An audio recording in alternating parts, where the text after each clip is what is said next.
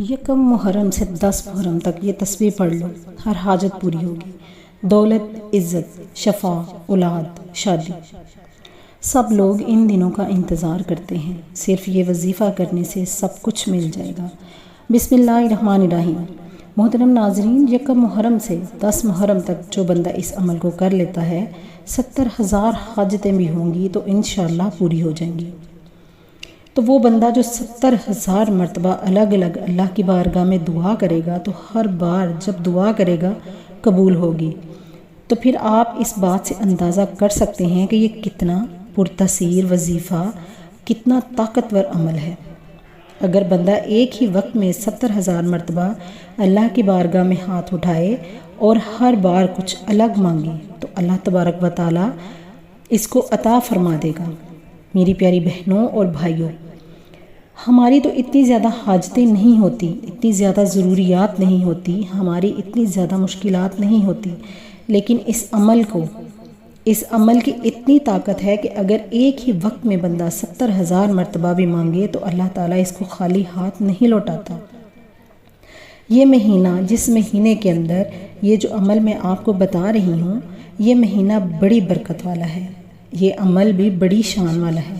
اس مہینے کی بڑی رحمتیں اور برکتیں ہیں، کیونکہ اس مہینے کے بارے میں ہمارے پیارے آقا صلی اللہ علیہ وسلم نے فرمایا کہ اس مہینے سے میں پیار کرتا ہوں، یہ میرا مہینہ ہے۔ ناظرین، یہ عمل بہت ہی قیمتی عمل ہے، بڑا ہی خاص اور مجرب عمل ہے، بڑا آزمودہ اور پرتاثیر وظیفہ ہے۔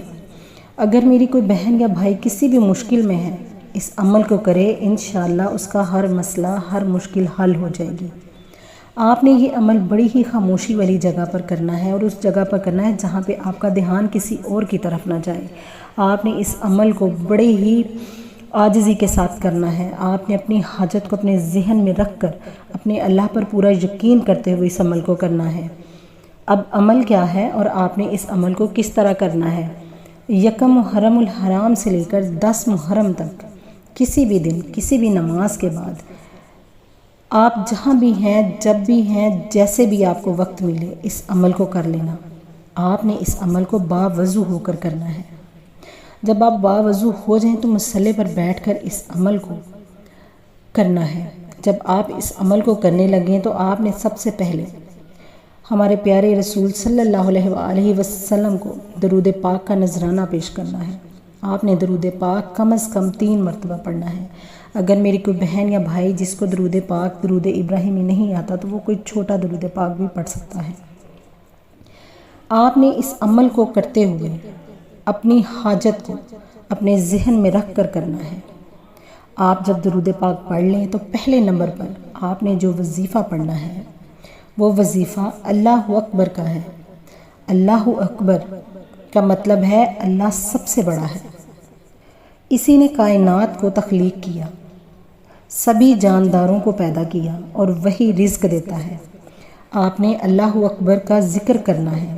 آپ نے اللہ اکبر کو 21 مرتبہ پڑھنا ہے، چاہے تو آپ تسبیح پر پڑھ لیں، چاہے تو آپ ہاتھوں کی انگلیوں پر پڑھ لیں۔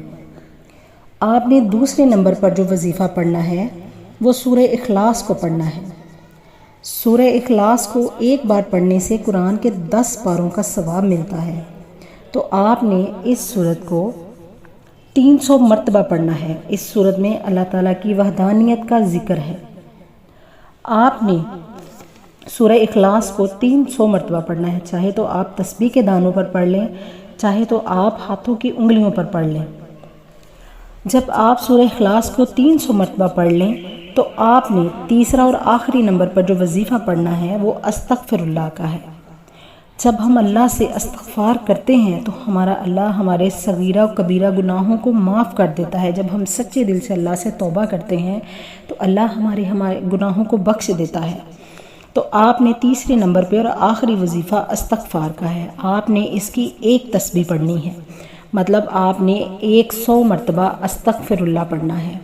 جب آپ آخری تیسرا وظیفہ استغفر اللہ پڑھ لیں تو اس کے بعد آپ نے پھر سے ابتدا میں آپ نے جتنی مرتبہ درود پاک پڑھا تھا، آپ نے آخر میں پھر سے اتنی ہی مرتبہ آپ نے درود پاک پڑھنا ہے، اور وہی بیٹھے بیٹھے 10 منٹ تک اپنی آنکھیں بند کر کے آپ نے اپنے اللہ کے حضور گڑ گڑا کے رو کر اپنی حاجت کی دعا مانگنی ہے، اپنے اللہ کے حضور اپنی مشکل کو رکھیں، اپنی مشکل کو حل کروائیں۔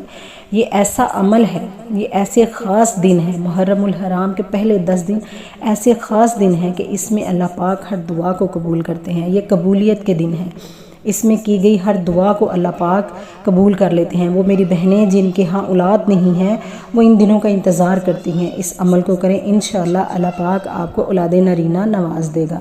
جو میرے بہن بھائی مشکل میں ہیں ان کی مشکلیں آسان ہو جائیں گی۔